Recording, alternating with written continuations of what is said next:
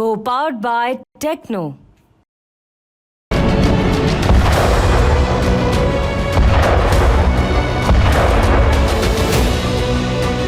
Netanyahu का प्रहार, proxy का संपूर्ण संहार।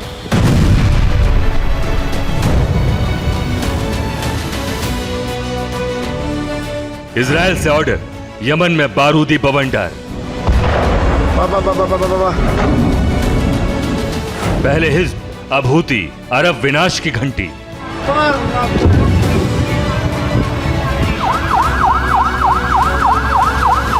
हानिया नसरुल्लाह खत्म, अब किसका नंबर?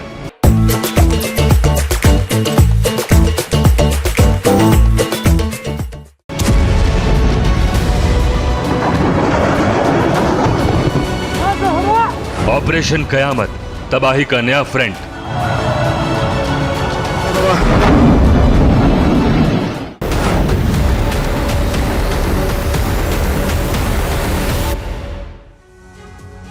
पहले हानिया, फिर नसरुल्लाह, अब हूती।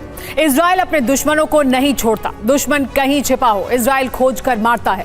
हिजबुल्लाह के टॉप लीडर के सफाई के बाद अब आईडीएफ ने यमन में हमले शुरू कर दिए हैं। नेतन्याहू के निशाने पर हूती विद्रोही हैं। आईडीएफ हूती के गढ़ को चुन चुन कर बारूद वहां पर बरसा रहा है। लेबनान में भी हमले जारी हैं। साथ ही आईडीएफ की ग्राउंड ऑपरेशन की भी तैयारी जोर शोर से की जा रही है। इस वक्त की एक और बड़ी खबर यह कि लेबनान के बाद यमन में भीषण बमबारी इजरायली डिफेंस फोर्स द्वारा की जा रही है। हूती के खिलाफ इजराइल ने बड़ा ऑपरेशन किया है। यमन के हुदैदा में आईडीएफ की एयर स्ट्राइक हुई है। इजराइल के हमले के बाद भीषण आग लगी है। तल अवीव में हूती के हमले का बदला लिया गया है इजराइल द्वारा।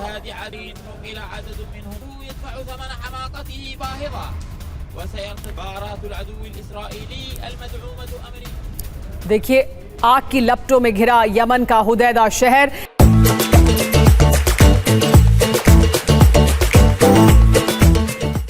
इजरायली विमानों ने शहर में बरसाए हैं बॉम्ब। बमबारी में 4 लोगों की मौत हुई है और 33 लोग घायल हो गए हैं। तो एक तरफ लेबनान पर हमले तो दूसरी तरफ यमन पर हमले किए जा रहे हैं इजरायली डिफेंस फोर्स द्वारा। देखिए किस तरह के हमले किए गए हैं। 33 लोग घायल हुए हैं और 4 लोगों की मौत हुई है इजराइल द्वारा किए गए इस बड़े हमले में। इजरायली डिफेंस फोर्स किस तरह से अपने दुश्मनों पर टारगेट कर रहा है और उन्हें एक एक कर चुन चुन कर खत्म कर रहा है, उसकी अलग अलग तस्वीरें सामने आ रही हैं। अगर चारों तरफ से इजराइल पर हमला हो रहा था तो अब इजराइल भी चारों तरफ हमला कर रहा है। हूती पर किस तरह से इजराइल द्वारा हमला किया गया है इसकी जानकारी भी सामने आई है। यमन में हूती के सैन्य ठिकानों पर अटैक किया गया है। इजरायली एयरफोर्स ने यहां पर बॉम्ब गिराए हैं। हमलों के बाद आग की लपटों में घिरे हूती के ठिकाने दिखाई दिए। आईडीएफ की एयर स्ट्राइक में हर तरफ तबाही की तस्वीरें दिखाई दे रही हैं। हूती के ठिकानों को पूरी तरह से नष्ट करने की कोशिश इजरायली डिफेंस फोर्स द्वारा की गई है। देखिए किस तरह के धमाके हुए हैं। आग की लपटों में घिरे हुए हैं हूती के कंट्रोल वाले इलाके।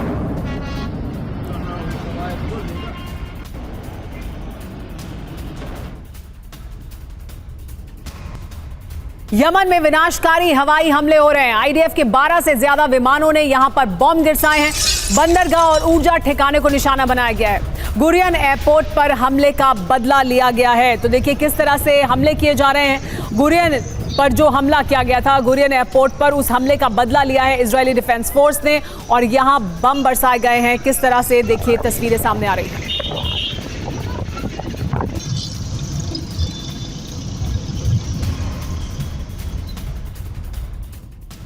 हिजबुल्लाह के डेप्यूटी चीफ का बड़ा ऐलान सामने आया है। इजराइल के खिलाफ जंग जारी रहेगी। डेप्यूटी चीफ शेख नईम कासिम ने बड़ा ऐलान किया है।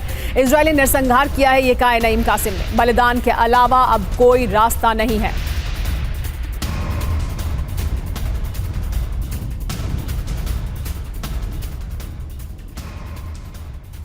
हिजबुल्लाह के डेप्यूटी चीफ शेख नईम कासिम ने थोड़ी देर पहले क्या क्या कहा, आइए वो देख लेते हैं, जो बताता है कि दरअसल हिजबुल्लाह का आगे का प्लान और आगे की रणनीति क्या है। उन्होंने कहा कि इजराइल के खिलाफ जंग जारी रहेगी, यानी हिजबुल्लाह किसी भी सूरत में पीछे नहीं हटेगा।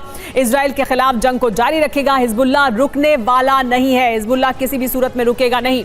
बलिदान के अलावा अब कोई रास्ता नहीं है, यानी बलिदान देने के लिए तैयार हैं लेकिन पीछे नहीं हटेंगे। हम शहादत के बेटे हैं, ये कहा है। हमारा प्रतिरोध जारी रहेगा। इजराइल ने निर्दोष लोगों का नरसंहार किया है। बच्चे, बुजुर्गों और महिलाओं के घरों पर हमला किया है और हिजबुल्लाह इजराइल से लड़ता रहेगा, ये कहा गया है। जो डेप्यूटी चीफ हैं अब हिजबुल्लाह के उनकी तरफ से। हिजबुल्लाह को लेकर अमेरिकी अधिकारी ने भी बड़ा दावा किया है।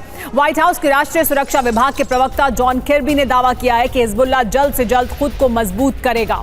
हिजबुल्लाह की हर गतिविधि पर हमारी नजर बनी हुई है, ये कहना है जॉन किर्बी का। यानी हिजबुल्लाह अपने आप को मजबूत कर एक बार फिर हमले करेगा। हिजबुल्लाह अपनी गतिविधियों को और तेजी से आगे बढ़ाएगा और इस पर अमेरिका की नजर बनी हुई है।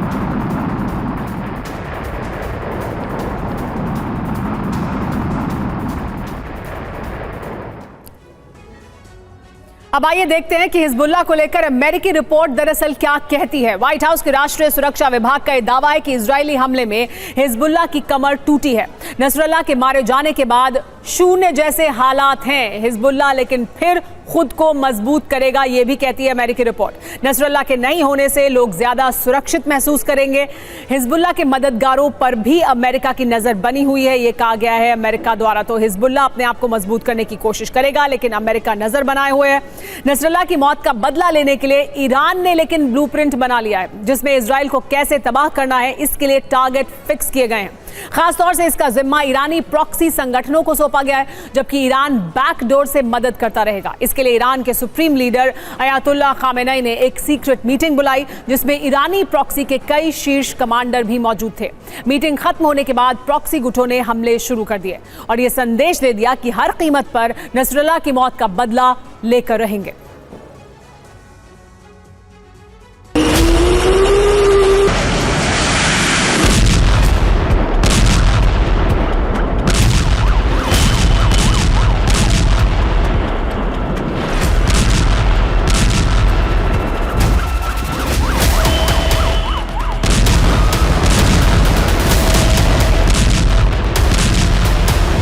एक एक हमले का बदला लिया जाएगा।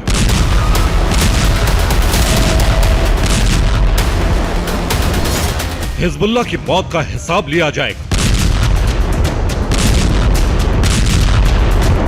अब इजराइल की तबाही देखेगी दुनिया।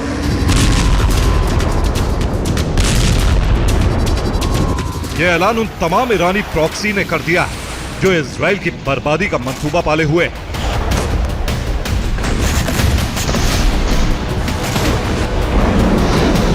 अभी तक सब अलग अलग इजराइल पर हमले कर रहे थे,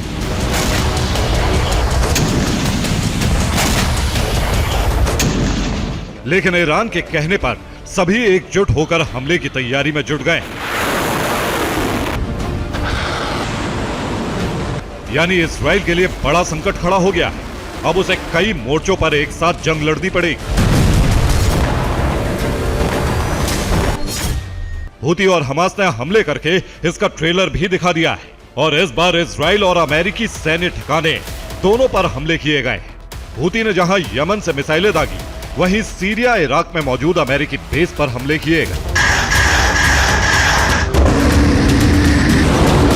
इजराइल के खिलाफ अभी तक गाजा और हिजबुल्लाह फ्रंट खुले हुए थे, लेकिन अब दो और फ्रंट खुल चुके हैं जहां से ताबड़तोड़ हमले किए जा रहे हैं।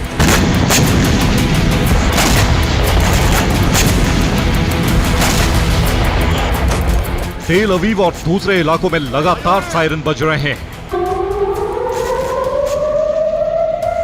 कहीं से भी रॉकेट या फिर मिसाइल गिर सकती है, इसलिए आयरन डोम को मिलाकर 3 लेयर डिफेंस सिस्टम तैनात कर दिए गए हैं। इजराइल के जबरदस्त सुरक्षा चक्र के बावजूद ईरानी प्रॉक्सी के हमले रुके नहीं।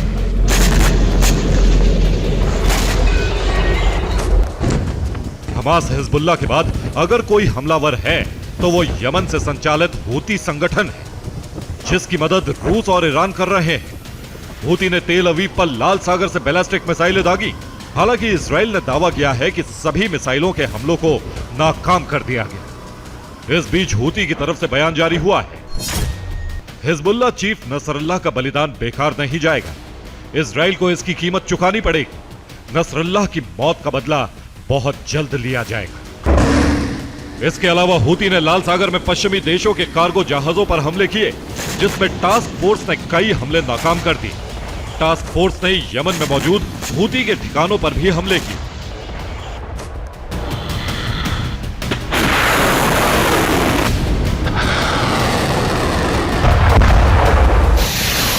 इसके अलावा अब सीरिया और इराक फ्रंट भी खुल चुका है। इसराइल पर हमला करने के लिए हजारों लड़ाके वेस्ट बैंक जा पहुंचे, जबकि सीरिया में अमेरिका के कोनों को बेस पर ड्रोन अटैक किया गया।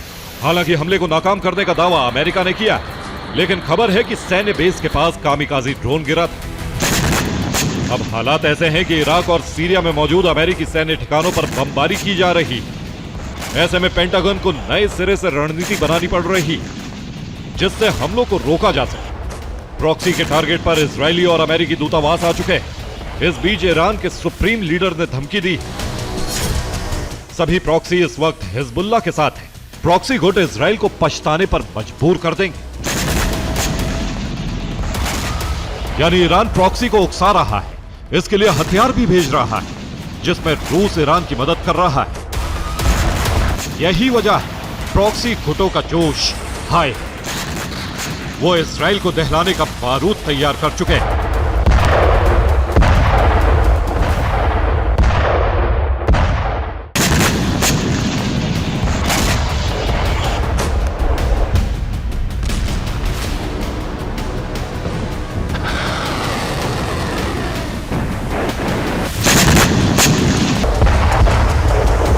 ईरानी प्रॉक्सी के मंसूबे इतने खौफनाक हो चुके हैं कि वो अब सीधे बेंजामिन नेतन्याहू को टारगेट कर रहा है। ये बेन गुरियन एयरबेस की उस वक्त की तस्वीरें हैं जब मिसाइल अटैक किया गया। सायरन बजने लगे, लोग भागने लगे। हालांकि हवा में ही मिसाइलों को मार गिराया गया। सिर्फ बेन गुरियन और दूसरे एयरबेस ही नहीं, बल्कि इजराइल के रिहायशी इलाकों को थर्राने की भी प्लानिंग है। और अब आपको यमन पर हमले की 5 तस्वीरें बिग वॉल पर दिखाते हैं, किस तरह से यमन पर हमला किया गया है। सबसे पहली तस्वीर देखिए, ये जो है ये पहली तस्वीर है, किस तरह से ये हमला किया गया है। जब इजराइल के लड़ाकू विमान ने यमन में हमले के लिए उड़ान भरी थी, ये उस वक्त की तस्वीर है। F-15 फाइटर जेट ने इजराइल से उड़ान भरी और 1800 किलोमीटर दूर यमन के हुदैदा में बमबारी की गई। इन फाइटर जेट के साथ एक विमान और उड़ रहा था, जिसने रास्ते में एयरक्राफ्ट में फ्यूल भी भरा, यानी रिफ्यूलिंग भी की गई रास्ते में। ये देखिए उड़ान भरते हुए, और किस तरह से फिर इसने जाकर हमला किया है। ये जो विमान है F-15 है इजराइल का। ये पहली तस्वीर है जो सामने आई और जो बताया गया इजराइल द्वारा कि इस तरह से हमला किया गया है। इसके बाद दूसरी तस्वीर आपको दिखाते हैं, जो इस हमले की दूसरी तस्वीर है। देखिए ये हुदैदा की तस्वीर है, जब इजरायली फाइटर जेट ने यहाँ पर भीषण बमबारी की। उसके बाद किस तरह से आग की लपटें उठते हुए दिखाई दी जहाँ पर बमबारी की गई थी। हवाई हमले से पूरा इलाका आग की चपेट में आ गया। ये दावा किया जा रहा है कि हूती को जबरदस्त नुकसान पहुंचा है इस हमले में। देखिए ये तस्वीरें, देखिए ये ग्राउंड से तस्वीरें हैं। इसके बाद तस्वीर नंबर 3 की बात करते हैं। इजराइल की एयर स्ट्राइक के बाद पूरे इलाके में भीषण आग लगी है। ये तस्वीर भी हुदैदा की है। दावा ये किया जा रहा है कि इस हमले में हूती विद्रोहियों के हथियार तबाह हो गए, यानी हथियार डिपो को नुकसान पहुंचा है और इस हमले में हथियार तबाह हो गए। तस्वीर नंबर 4 आइए आपको इसके बाद दिखाते हैं। ये तस्वीर जो अगली हम आपको दिखाने जा रहे हैं, देखिए ये हुदैदा में हमले का एक और वीडियो है। आप देख सकते हैं कि हमले के बाद पूरा इलाका आग की लपटों के बीच घिरा हुआ है। देखिए ये एक और तस्वीर एक और एंगल से दिखाता है कि किस तरह से पूरा इलाका आग की लपटों में घिरा हुआ था। इसके बाद 5वीं तस्वीर आपके सामने हम आपको दिखाने वाले हैं। ये एक वीडियो है। इस वीडियो में भी एक और इलाके में बमबारी की तस्वीर साफ तौर पर दिखाई दे रही है। तो ये यमन पर एयर स्ट्राइक की 5 तस्वीरें जो दिखाती हैं कि किस तरह से विमानों ने उड़ान भरी और हमला किया गया, किस तरह से हुदैदा में ये बड़ा हमला इजराइल द्वारा किया गया, जिससे बड़ा नुकसान हूती को हुआ है। इजराइल ने हुदैदा एयरपोर्ट पर भी गिराए हैं बम। आग की लपटों में घिरा दिखाई दिया एयरपोर्ट। बमबारी से एयरपोर्ट में भीषण तबाही हुई है। तो देखिए किस तरह से आग की लपटों में घिरा दिखाई दिया है एयरपोर्ट। ये अलग अलग इलाके जहां पर हमला किया गया है इजरायली डिफेंस फोर्स द्वारा। इजरायली डिफेंस फोर्स ने हूती को नुकसान पहुंचाया है। किस तरह से विमान ने उड़ान भरी, इसका वीडियो भी जारी किया गया और फिर ज़मीन पर जिस तरह से हमले हुए हैं उसकी तस्वीर भी साफ तौर पर दिखाई गई है। इजराइल ने जहां एक तरफ हिजबुल्लाह पर हमले किए हैं, तो वहीं दूसरी तरफ हूती को भी निशाने पर लिया है। هذه محطة جديدة عادها.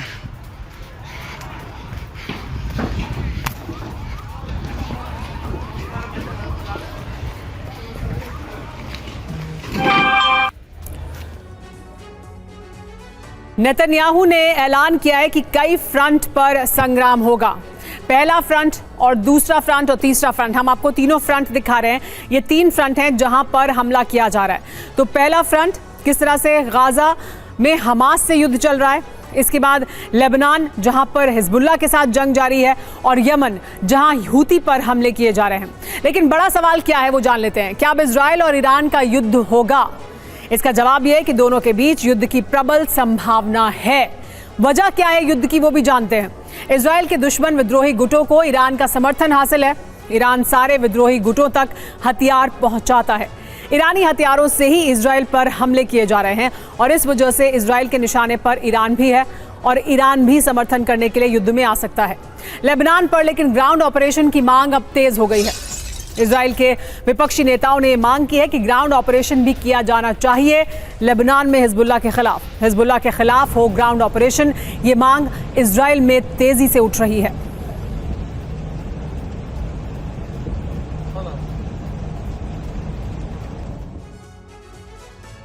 तो क्या ग्राउंड ऑपरेशन से कांपेगा हिजबुल्लाह? क्या ग्राउंड ऑपरेशन किया जाएगा? किसी भी वक्त ग्राउंड ऑपरेशन की शुरुआत हो सकती है। इसकी तैयारी कैसी है वो भी जान लीजिए। हमले के लिए आईडीएफ तैयार है। बॉर्डर पर हजारों टैंक मौजूद हैं, हजारों की संख्या में सैनिक मौजूद हैं लेबनान के बॉर्डर पर। लेकिन हमला कब होगा, इससे जुड़ी हुई क्या जानकारी हमारे पास है? बड़ी बात यह है कि नेतन्याहू से हरी झंडी मिलते ही शुरुआत में सीमित क्षेत्र में हमला किया जा सकता है। खास बात यह है कि बड़े अटैक से ग्राउंड ऑपरेशन की शुरुआत होगी। टारगेट पहचान कर अटैक किया जाएगा। रॉकेट और मिसाइल डिपो पर हमला हो सकता है, साथ में एयर स्ट्राइक भी जारी रहेगी। दोनों का समय अलग अलग हो सकता है। लेबनान में हिजबुल्लाह के अंडरग्राउंड अड्डों को तबाह करने और उसके बाकी बचे हुए कमांडरों के खात्मे के लिए इजरायली सेना ने अब नया प्लान बनाया है। इजराइल अब लेबनान में घुसकर हिजबुल्लाह का संपूर्ण खात्मा करेगा, ठीक उसी तरह जैसे उसने गाजा में हमास का हाल किया। इजरायली सेना ने हिजबुल्लाह के खिलाफ इस नए ऑपरेशन को न्यू फेज ऑफ वॉर का नाम दिया है। लेबनान बॉर्डर पर बेंयामिन नेतन्याहू ने अपनी सेना को भेजने के साथ ही टैंक ब्रिगेड भी तैनात कर दी है। लेबनान में इजराइल कहां ग्राउंड ऑपरेशन करेगा और उसके टारगेट पर अब कौन कौन है, देखिए ये अगली स्पेशल रिपोर्ट।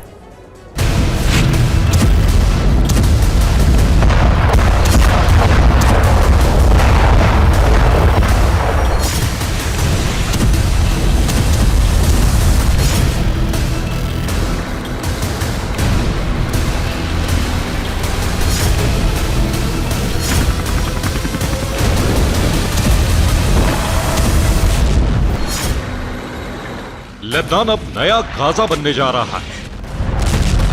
हिजबुल्लाह के ठिकानों पर बेतहाशा बारूद बरसाने के बाद इजरायली सेना ने अब लेबनान में ग्राउंड ऑपरेशन की तैयारी की।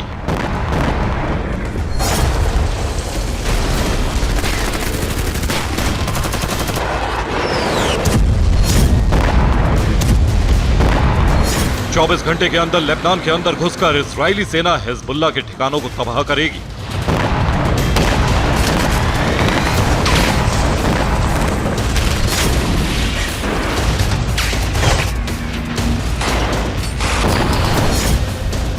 हिजबुल्लाह के नेटवर्क को ग्राउंड ऑपरेशन के जरिए ध्वस्त करने का पूरा प्लान इजरायली सेना ने बना लिया है।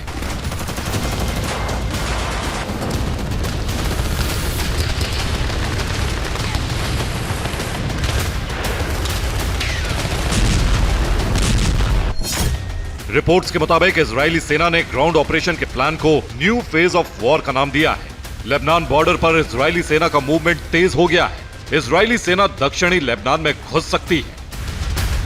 लेबनान बॉर्डर पर इजराइल ने अपनी सेना की तैनाती कर दी है।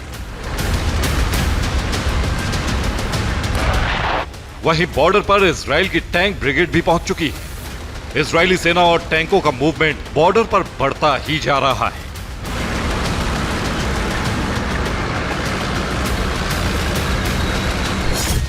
माना जा रहा है कि इजरायली सेना को लेबनान में दाखिल होने का हुक्म भी दे दिया गया है।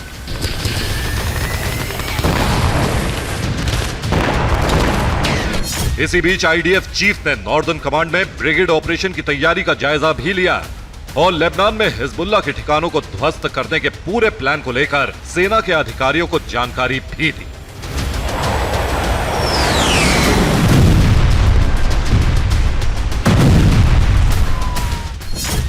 आईडीएफ ने लेबनान के बैका वैली को खाली करने का आदेश दे दिया है। माना जा रहा है कि दाहिया के साथ साथ अब बैका में भीषण बमबारी की जाएगी। इजराइल का दावा है कि बैका में हिजबुल्लाह ने रॉकेट, ड्रोन और लंबी दूरी की मिसाइलें छिपा रखी। ऐसे में जाहिर है कि अब बेका में हिजबुल्लाह के ठिकानों और उसके हथियारों को तबाह करने के लिए इजरायली सेना यहाँ भी ग्राउंड ऑपरेशन शुरू करेगी और भयंकर बारूद भी बरसाएगी।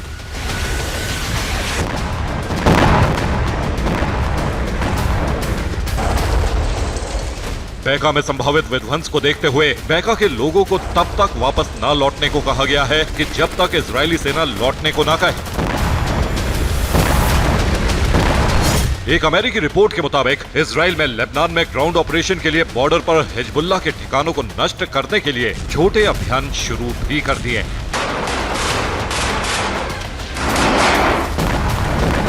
अमेरिकी अधिकारियों की तरफ से कहा गया है कि अगर इजराइल ग्राउंड ऑपरेशन शुरू करेगा तो इसका दायरा सीमित होगा।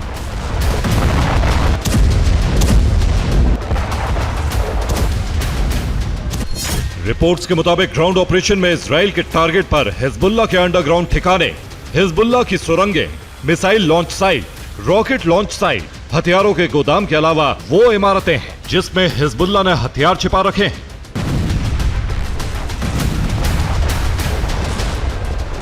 ग्राउंड ऑपरेशन के दौरान हिजबुल्लाह के रॉकेट और मिसाइल डिपो पर हमला तो होगा ही, हिजबुल्लाह के बचे हुए कमांडरों का खात्मा भी इजराइल करेगा।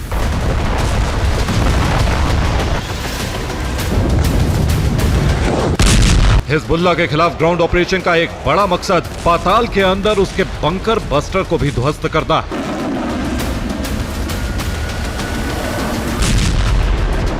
क्योंकि नसरुल्लाह ऐसे ही अंडरग्राउंड टनल के अंदर छिपा था जिसे इजराइल ने बंकर बस्टर बम के जरिए पूरी इमारत को ध्वस्त कर दिया और नसरुल्लाह का खात्मा कर दिया।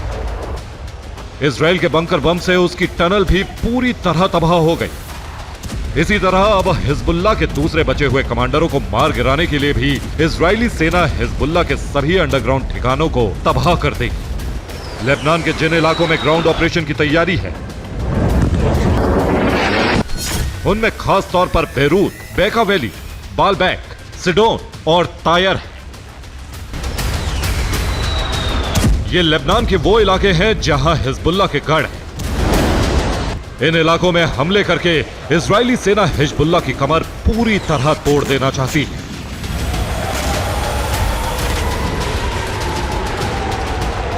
यही नहीं, सीरिया में भी हिजबुल्लाह के सेंटर हैं। सीरिया में भी हिजबुल्लाह के हथियारों के डिपो और आर्म्स फैक्ट्री हैं। इजराइल उन्हें भी नष्ट कर देना चाहता है।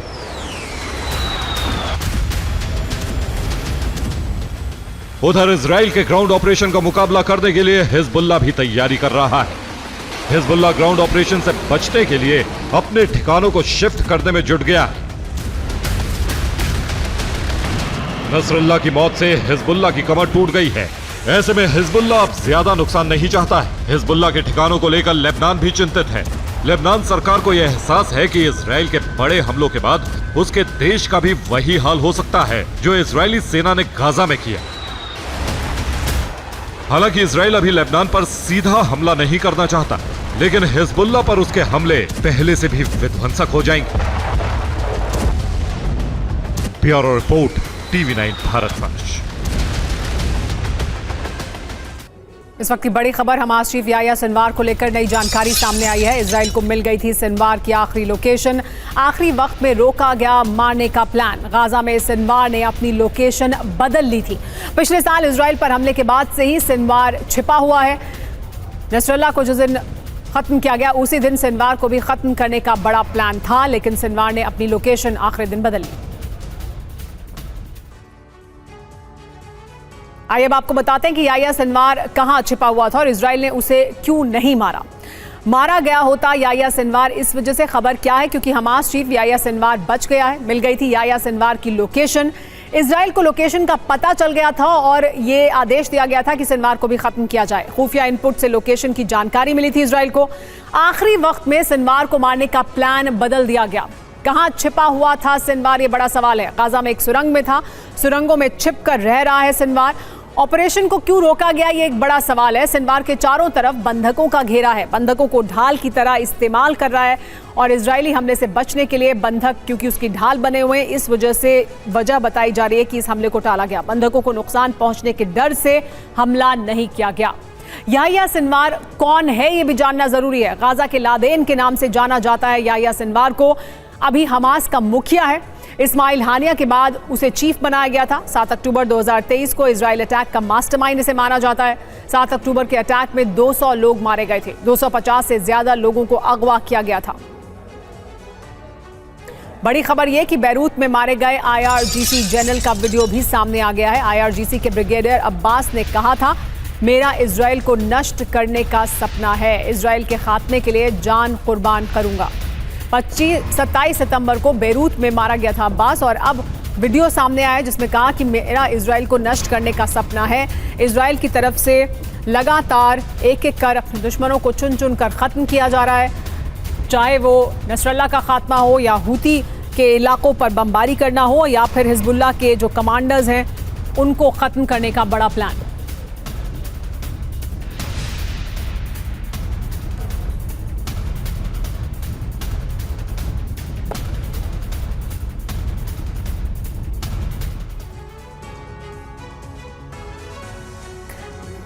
इजराइल को नष्ट करने का सपना है, ये कहा था। कैसे खाक में मिला ये भी जान लीजिए।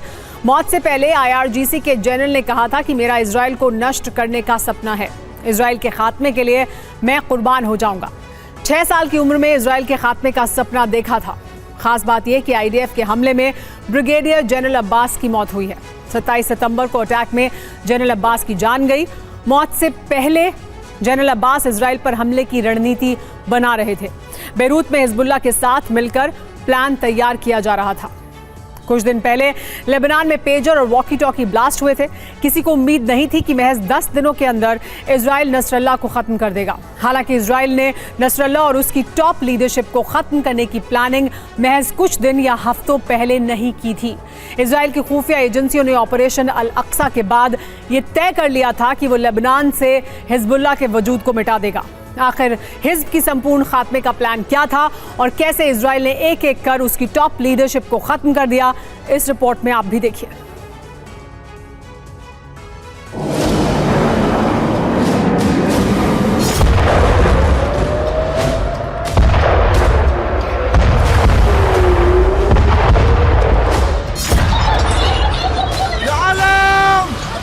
نقول لحكومة العدو، لجيش العدو، لمجتمع العدو، جبهة لبنان لن تتوقف قبل وقف العدوان على غزة। ये हसन नसरल्लाह का आखिरी बयान है। लेबनान में पेजर ब्लास्ट के बाद नसरल्लाह ने इजराइल के खिलाफ बड़ी जंग का ऐलान किया था, लेकिन इससे पहले कि नसरल्लाह इजराइल का काल बन पाता, IDF ने उसे हमेशा हमेशा के लिए कब्र में सुला दिया।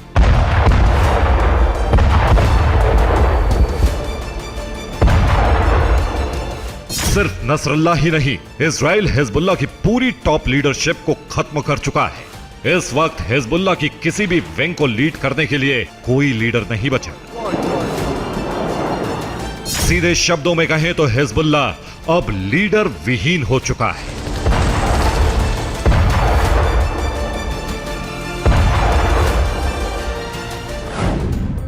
इजराइल हिजबुल्लाह की 3 लेयर को खत्म कर चुका है। हिजबुल्लाह चीफ नसरल्लाह मारा जा चुका है।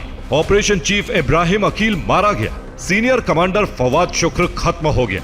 सॉर्दर्न फ्रंट कमांडर अली कराकी भी मारा जा चुका है। Radwan force commander Wissam al Tawi, Radwan का training chief Ahmed Wahbi, Nasir unit chief Taleb Sami Abdullah, Aziz unit chief Mohammed Nasir, अब सिर्फ बदर यूनिट का चीफ अबू अली रिदा ही जिंदा बचा है। हिजबुल्लाह की टॉप लीडरशिप को मारने का प्लान इजराइल ने 11 महीने पहले ही तैयार कर लिया था। बीते साल 8 अक्टूबर को ऑपरेशन अल अक्सा के बाद हिजबुल्लाह ने इजराइल के खिलाफ हमले तेज कर दिए थे। नेतन्याहू के वॉर रूम में तभी यह तय हो चुका था कि इस बार हमास के साथ हिजबुल्लाह के खतरे को भी हमेशा हमेशा के लिए खत्म कर दिया जाएगा। इजराइल को इंतजार था तो सिर्फ हमास के कमजोर होने का। 8 अक्टूबर के बाद से हिजबुल्लाह के टॉप लीडर मोसाद के रडार पर थे। इजराइल की खुफिया एजेंसी नसरल्लाह समेत बाकी लीडर्स की लोकेशन ट्रेस कर रही थी। हमास के कमजोर होने तक सिर्फ हिजबुल्लाह पर नजर रखी गई। इजराइल की कोशिश एक एक कर सभी टॉप कमांडर्स को खत्म करने की थी। लेकिन पहले किलिंग के बाद ही हिजबुल्लाह को शक हो गया था। तारीख 8 जनवरी 2024, जगह मजदल सेलम, लेबनान। इजराइल ने यहां सड़क पर जाती एक बाइक पर पिन पॉइंट अटैक किया। इस हमले में 2 लोगों की मौत हो गई। मरने वालों में एक हिजबुल्लाह की रदवान फोर्स का कमांडर विस्सम अल तवील था। विस्सम अल तवील की मौत हिजबुल्लाह के लिए बड़ा झटका थी। हालांकि इसके 1 महीने के अंदर ही नसरल्लाह को इजराइल की जासूसी का शक हो गया, जिसके बाद नसरल्लाह ने अपने सभी लड़ाकों को मोबाइल फोन की जगह पेजर इस्तेमाल करने के लिए कहा था। ونزلوا بيانات وحكي بس كمان يمكن أنا إذا حكيت بيساعد أكثر. يا إخواني يا ناس يا طيبين يا حبايب يا أخوات يا جماعة التواصل جماعة التليفونات، عم تقدم معلومات بالمجان للإسرائيلي. يعني مثلا هديك اليوم خلينا ناخذ مثل، لما بتنقصف السيارة بالنبطية، नसरल्लाह की मौत से बौखलाया हुआ है ईरान। इस वक्त की बड़ी खबर यह कि ईरान के राष्ट्रपति पेजेश्कियान ने अपील की है लेबनान के समर्थन में आगे आए दुनिया। जंग में लेबनान को अकेला नहीं छोड़ा जा सकता है। मसूद पेजेश्कियान ने ये अपील की है दुनिया से समर्थन में आए हिजबुल्लाह के और उन्हें दुनिया में अकेला ना छोड़ें।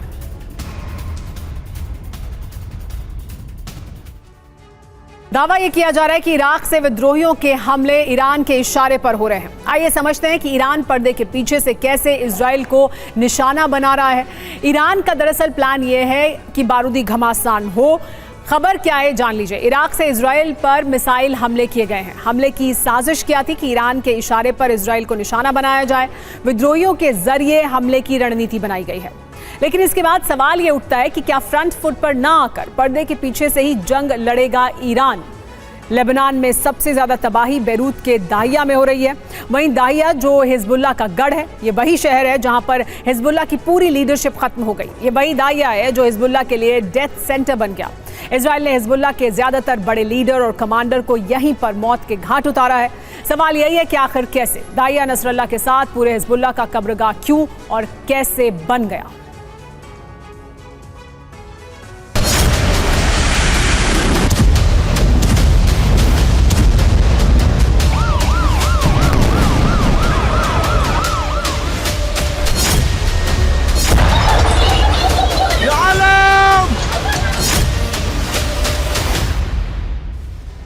हसन नसरल्लाह के खात्मे के साथ ही हिजबुल्लाह की पूरी लीडरशिप खत्म हो चुकी है।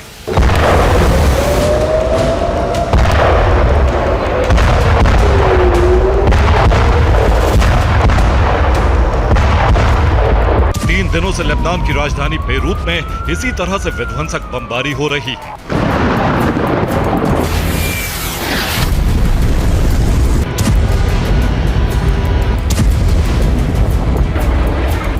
इजरायली एयरफोर्स के टारगेट पर हिजबुल्लाह का वो गढ़ है जो बेरूत में ही मौजूद है।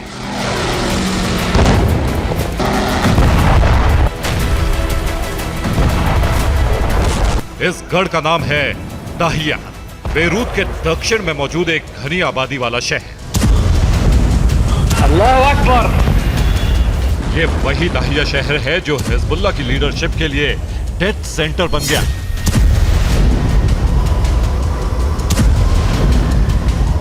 हिजबुल्लाह के ज्यादातर लीडर और कमांडरों को इजराइल ने इसी जगह पर मौत बांटी।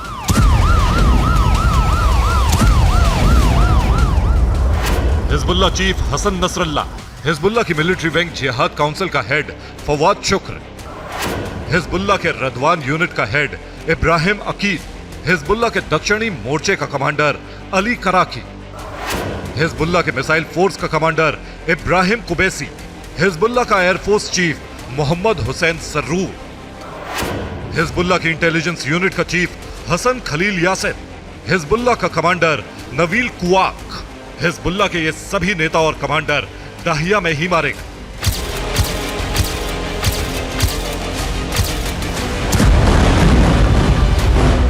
जो दाहिया हिजबुल्लाह का गढ़ था, जहां नसरल्लाह समेत उसकी पूरी लीडरशिप खुद को महफूज समझती थी, वही उसके लिए कब्रगाह बन गई।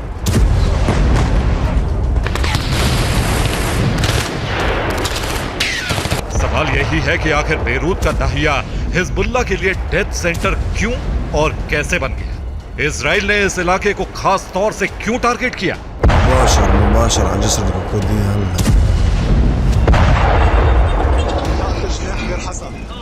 दरअसल जिस गाजा में हमास का गढ़ खान यूनिस था, उसी तरह लेबनान में हिजबुल्लाह का गढ़ दाहिया में है। जिस तरह से हमास की गतिविधियों का सबसे बड़ा केंद्र खान यूनिस था, उसी तरह हिजबुल्लाह की सभी राजनीतिक और सैन्य गतिविधियों का सेंटर दाहिया है।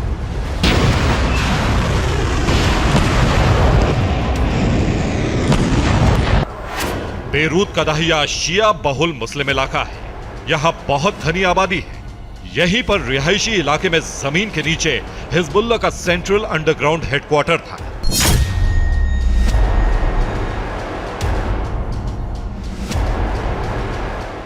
इसी हेडक्वार्टर से हिजबुल्लाह अपनी सभी तरह की सैन्य गतिविधियों को अंजाम देता था। इसी हेडक्वार्टर में इजराइल पर हमले की न सिर्फ प्लानिंग होती थी, बल्कि हमले का आदेश भी दिया जाता था।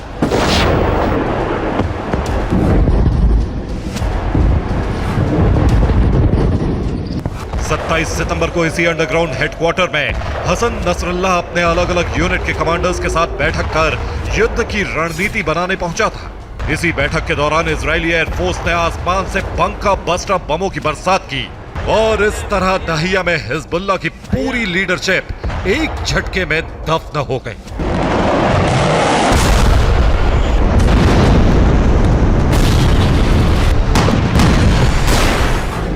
दाहिया में न सिर्फ हिजबुल्लाह का सेंट्रल हेडक्वार्टर था, बल्कि यहीं पर हिजबुल्लाह का इंटेलिजेंस हेडक्वार्टर भी है। इसीलिए दाहिया में हिजबुल्लाह के बड़े नेताओं और कमांडर्स का आना जाना लगा रहता था।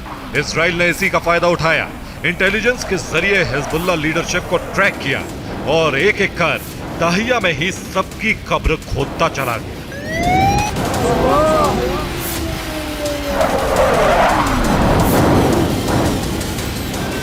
दाहिया में हिजबुल्लाह के कई हथियार गोदाम हैं।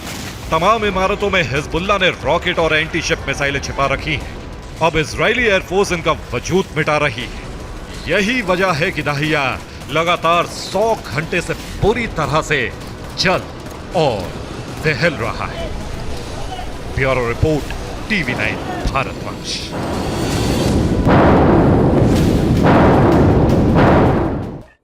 Co-powered by Techno.